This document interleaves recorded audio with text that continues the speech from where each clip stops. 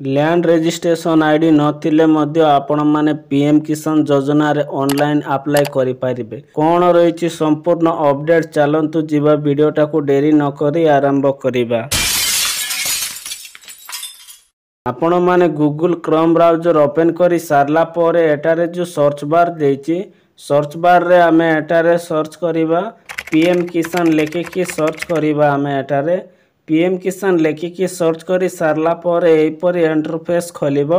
एटारे जो प्रथम वेबसाइट आसुची पीएम किसान समनिधि बा pmkisan.gov.in तारी ऊपर क्लिक करिबा। हमें क्लिक करी सारला परे एपरी इंटरफेस खोलिबो।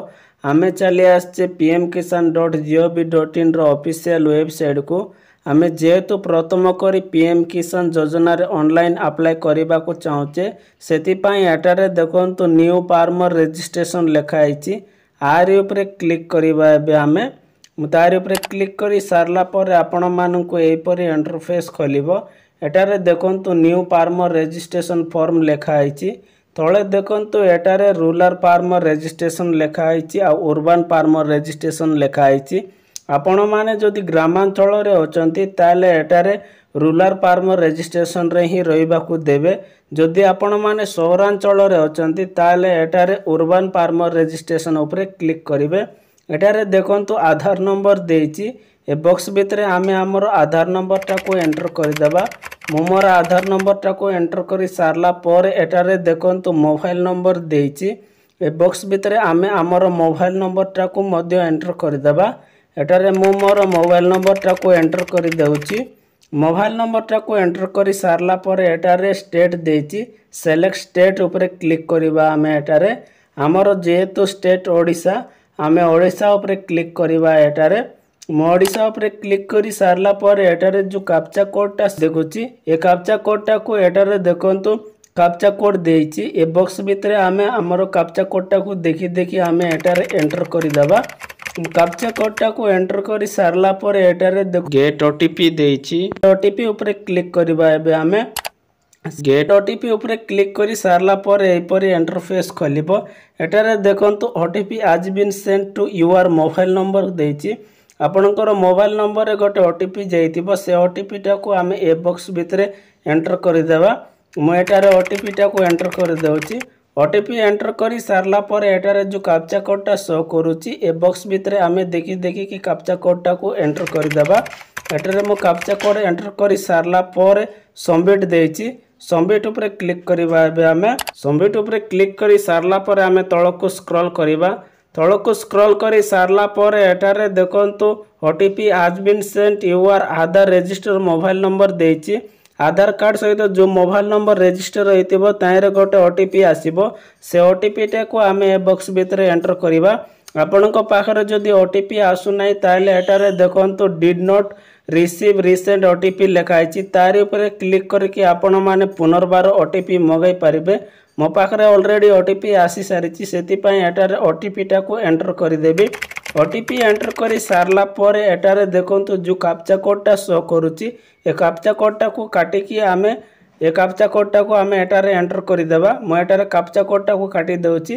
तापर ए कैप्चा कोड टा को देखि देखि कि एटारे मो एंटर करि देबी। एटारे मो कैप्चा कोड टा को एंटर करि देउछि। कैप्चा कोड टा को एंटर करी सारला पर एटारे देखंतु वेरीफाई आधार देछि। वेरीफाई आधार ऊपर क्लिक करिबा। एबे हमें वेरीफाई आधार ऊपर क्लिक करी सारला पर एपरी इंटरफेस खोलिबो। एटारे ऑटोमेटिक ओडिशा शो करूछि स्टेट। एटारे प्रथमे डिस्ट्रिक्ट देछि। सेलेक्ट डिस्ट्रिक्ट ऊपर क्लिक करिबा। एबे हमें एटारे सेलेक्ट डिस्ट्रिक्ट ऊपर क्लिक करी सारला पर एटारे हमें हमर डिस्ट्रिक्ट टा को सेलेक्ट करि देबा। मोर डिस्ट्रिक्ट टा को सेलेक्ट करी सारला पर एटारे देखंतु सब डिस्ट्रिक्ट देछि। सेलेक्ट सब डिस्ट्रिक्ट तारी ऊपर क्लिक करिबा। एबे हमें क्लिक करी सारला पर एटारे सब डिस्ट्रिक्ट टा को मध्य सेलेक्ट करि देबा। सब डिस्ट्रिक्ट टा को सेलेक्ट करी सारला पर एटारे देखंतु ब्लॉक देछि। सेलेक्ट ब्लॉक एटारे हमें क्लिक करिबा। म तारी ऊपर क्लिक करी सारला पर एटारे ब्लॉक टा को मध्य सेलेक्ट करि देबी। ब्लॉक टा को सेलेक्ट करी सारला पर एटारे देखंतु विलेज बा ग्राम देछि। सेलेक्ट विलेज देछि। तारी ऊपर क्लिक करिबा। एबे हमें क्लिक करी सारला पर एटारे आपनकर विलेज टा को सेलेक्ट करिवे। मोर विलेज टा को एटारे सेलेक्ट करि दउछि। विलेज टा को सेलेक्ट करी सारला पर एटारे तळको स्क्रॉल करिबा। हमें ମୁଁ ତଳକୁ ସ୍କ୍ରୋଲ୍ କରିଦେଉଛି। ତଳକୁ ସ୍କ୍ରୋଲ୍ କରି ସାରିଲା ପରେ ଏଠାରେ ଦେଖନ୍ତୁ ଫାର୍ମର ପର୍ସନାଲ ଡିଟେଲ୍ସ ଦେଇଛି। ଅଟୋମେଟିକ୍ ଫାର୍ମରର ନେମ୍ ଶୋ କରୁଛି। ତାପରେ ଏଠାରେ ଜେଣ୍ଡର ମଧ୍ୟ ଶୋ କରୁଛି। ଏଠାରେ କ୍ୟାଟେଗୋରୀ ଦେଇଛି। ସିଲେକ୍ଟ କ୍ୟାଟେଗୋରୀ ଉପରେ କ୍ଲିକ୍ କରିବା। ଆମେ କ୍ଲିକ୍ କରି ସାରିଲା ପରେ ଏଠାରେ ଆପଣମାନେ ଜେନେରାଲ ଅଦର ST SC ଦେଇପାରିବେ। ମୁଁ ଏଠାରେ ST ସେଥିପାଇଁ ST ଉପରେ କ୍ଲିକ୍ କରିଦେଉଛି। ST ଉପରେ କ୍ଲିକ୍ କରି ସାରିଲା ପରେ ଏଠାରେ ଫାର୍ମର ଟାଇପ୍ ଦେଇଛି। ସିଲେକ୍ଟ ଫାର୍ମର ଟାଇପ୍ ଉପରେ କ୍ଲିକ୍ କରିବା। ଏବେ ଆମେ ତାରି ଉପରେ କ୍ଲିକ୍ କରିଦେଉଛି। କ୍ଲିକ୍ କରି ସାରିଲା ପରେ ଏଠାରେ ସ୍ମଲ୍ 1 ହେକ୍ଟର ଟୁ 2 ହେକ୍ଟର ପାଖରେ କ୍ଲିକ୍ କରିବା। କ୍ଲିକ୍ କରି ସାରିଲା ପରେ ଏଠାରେ ଦେଖନ୍ତୁ ସିଲେକ୍ଟ ID ଟାଇପ୍ ଦେଇଛି। ଆଧାର କାର୍ଡ଼ ଅଟୋମେଟିକ୍ ଶୋ କରୁଛି। ଏଠାରେ ଦେଖନ୍ତୁ ଟାଇପ୍ ଅଫ୍ ଆଇଡେଣ୍ଟିଟି ପ୍ରୁଫ୍ ମଧ୍ୟ ଆଧାର କାର୍ଡ଼ ଦେଇଛି। ଆଧାର ନମ୍ବର ମଧ୍ୟ ଦେଇଛି। ଏଠାରେ ମୋବାଇଲ ନମ୍ବର ମଧ୍ୟ ଶୋ କରୁଛି। ଏଠାରେ ଆଡ୍ରେସ୍ ମଧ୍ୟ ଶୋ କରୁଛି। ଅଟୋମେଟିକ୍ ଆଧାର ବେଜେଡ୍ ହିସାବରେ ନେଇଯାଇଛି। ତଳକୁ ସ୍କ୍ରୋଲ୍ କରିବା। ଏଠାରେ ଦେଖନ୍ତୁ ପିନକୋଡ଼୍ ମଧ୍ୟ ଶୋ କରୁଛି। ଏଠାରେ ଦେଖନ୍ତୁ ଆପଣମାନେ ଫାଦର ମଦର ହଜବେଣ୍ଡର ନେମ୍ ଦେଇଛି। ଆପଣମାନେ ଯଦି ସ୍ତ୍ରୀ ଲୋକ ଆପ୍ଲାଏ କରୁଛନ୍ତି ତାହେଲେ ଏଠାରେ ଆପଣମାନେ ଆପଣଙ୍କର ହଜବେଣ୍ଡର ନାଁଟା ଦେଇପାରିବେ।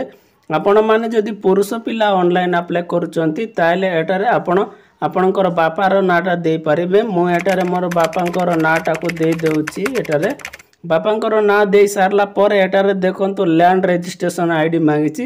ଏଠାରେ ଷ୍ଟାର ମାର୍କ ନାହିଁ। ତାହେଲେ ଆପଣମାନେ ଏଠାରେ ଲ୍ୟାଣ୍ଡ ରେଜିଷ୍ଟ୍ରେସନ ID ଦେବାର କୌଣସି ଆବଶ୍ୟକତା ନାହିଁ। ଏଠାରେ ଦେଖନ୍ତୁ ରେସନ କାର୍ଡ଼ ନମ୍ବର ଦେଇଛି। ରେସନ କାର୍ଡ଼ ନମ୍ବର ମଧ୍ୟ ଏଠାରେ ଷ୍ଟାର ମାର୍କ ନାହିଁ। ଏହିପରି ଷ୍ଟାର ମାର୍କ ନାହିଁ। ଆପଣମାନେ ଯଦି ଏଠାରେ ରେସନ କାର୍ଡ଼ ନମ୍ବର ଦେବା କଥା ଦେବେ, ନଦେଲେ ମଧ୍ୟ ନାହିଁ। ତାପରେ ଏଠାରେ ଦେଖନ୍ତୁ ଡେଟ୍ ଅଫ୍ ବାର୍ଥ ଦେଇଛି। ଅଟୋମେଟିକ୍ ଶୋ କରୁଛି ଆଧାର ବେଜେଡ୍ ହିସାବରେ। ଏଠାରେ ଦେଖନ୍ତୁ ଆକ୍ସେପ୍ଟାନ୍ସ ଫର୍ PM କିଷାନ ମଧୁନ ଯୋଜନା ଦେଇଛି। ସିଲେକ୍ଟ PMKMY ଦେଇଛି।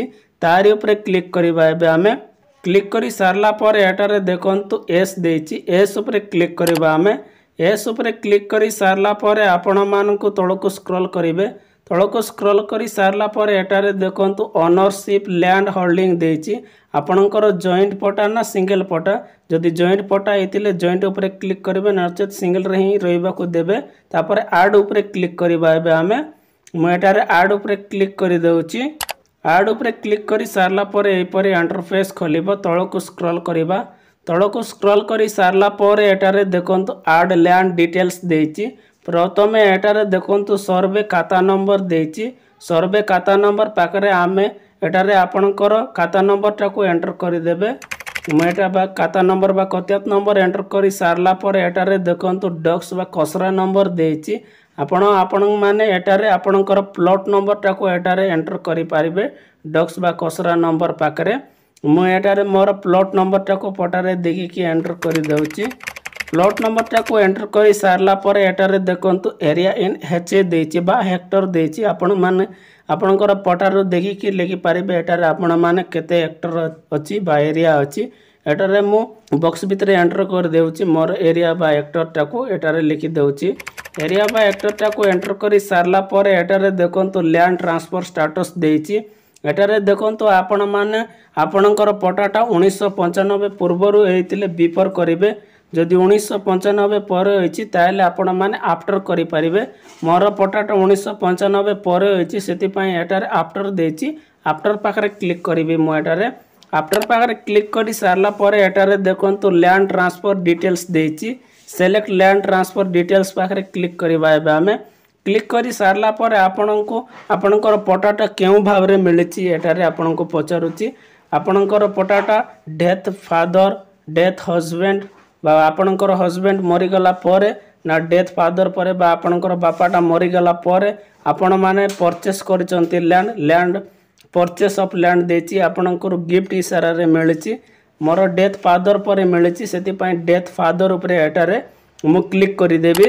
ଡେଥ୍ ଫାଦର ଉପରେ କ୍ଲିକ୍ କରି ସାରିଲା ପରେ ଆପଣମାନଙ୍କୁ ଏହିପରି ଇଣ୍ଟରଫେସ୍ ଖୋଲିବ। ଏଠାରେ ଦେଖନ୍ତୁ ଆପଣମାନେ land date, visiting date, month, year ଦେଇଛି। ଆପଣଙ୍କର ପଟାଟା କେବେ ମିଳିଛି ଏଠାରେ ଆପଣମାନେ ଏଣ୍ଟର କରିପାରିବେ। ଡେଟ୍, ମନ୍ଥ, ଇୟର ଏଠାରେ ସିଲେକ୍ଟ କରିଦେବେ। ମୁଁ ସିଲେକ୍ଟ କରି ସାରିଲା ପରେ ଏଠାରେ ଦେଖନ୍ତୁ ପଟା ନମ୍ବର RFA ଦେଇଛି। ଏଠାରେ ନ ରହିଛି, ନ ପାଖରେ ହିଁ ରହିବାକୁ ଦେବା। ଏଠାରେ ଦେଖନ୍ତୁ identity of previous owner Aadhaar number ଦେଇଛି। आपण ए बॉक्स भितर आधार नंबर टाको एंटर करेंगे एप्लिकेंट आधार नंबर मुझे एटार आधार नंबर टाको एंटर कर दूची आधार नंबर टाको एंटर कर सारला पर एटार देखो आड देची आड उपरे क्लिक करबा एबे आमे आड उपरे क्लिक कर सारला पर आपण माने जो पटार समस्त डिटेल्स देथिले प्लॉट नंबर बा कतियात नंबर एटार समस्त डिटेल्स शो हो जाउची देखि पारुथिबे आपण माने तळकु स्क्रॉल करिबा तळकु स्क्रॉल करी सारला पर एटारे देखंतु अपलोड सपोर्टिंग डॉक्यूमेंट देछि जार मैक्सिमम साइज होछि 200 केबी भितर एटार अपलोड करबा को पड़िबो आपण माने एटारे आपणकर नेट पटाटा अपलोड करि पारिबे आपण माने जेपरि कि प्लॉट नंबर कतियात नंबर देथिले से नेट पटाटा ही एटारे अपलोड करि पारिबे एटारे आपण माने नेट पटा केमिति डाउनलोड करी अपलोड करि पारिबे तार वीडियो माध्यम आई बटन किमा डिस्क्रिप्शन रे लगाई देछि आपण माने ताकू देखि कि नेट पटाटा को डाउनलोड करके आपण माने एटारे अपलोड करि पारिबे एटारे देखंतु चूज फाइल देछि तार ऊपर क्लिक करी सारला पर एटारे फाइल को जाई सारला पर एटारे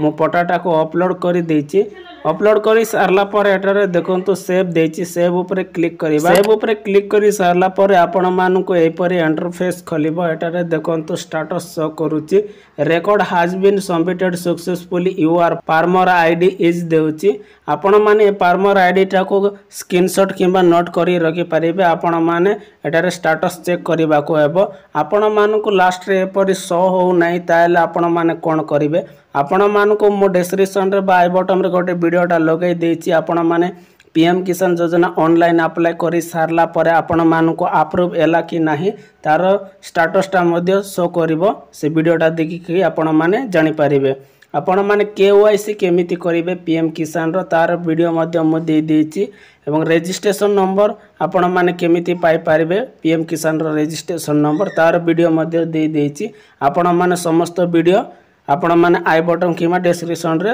समस्त वीडियो देखि पारिबे एही परे आपण माने आपणकर पीएम किसान योजना रे घरे बसी कि ऑनलाइन अप्लाई करि पारिबे आपणकर लैंड रजिस्ट्रेशन आईडी देबा को पड़िबो नाही आपण मानको जदी वीडियोटा भलो लागितिले लाइक करिवे सांग मानक सहित शेयर करि जणाइबे प्रथम थर जदी मो चैनल टा को विजिट करचंती ताले सब्सक्राइब करि बेल आइकन को प्रेस करि देबे एमिति इन्फॉर्मेटिव वीडियो आपनको सर्वप्रथमे देखिबा को मिलि पारिबो।